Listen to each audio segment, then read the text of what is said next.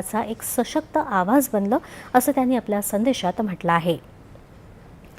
संयुक्त महाराष्ट्राच्या चळवळीत महत्त्वपूर्ण भूमिका बजावणारे लोककवी, लेखक आणि समाजसुधारक लोकशाहीर अण्णाभाऊ साठे यांची आज जयंती. अण्णाभाऊंचं लिखाण हे सामाजिक आणि राजकीयदृष्ट्या कृतिशीलतेवर आधारित होतं.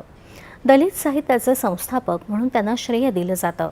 मराठी साहित्यात उपेक्षितांच्या अंतरंगाचा वेध घेणारे अण्णाभाऊ साठे यांचं साहित्य परिवर्तनाला दिशा आणि चालना देणारं ठरलं.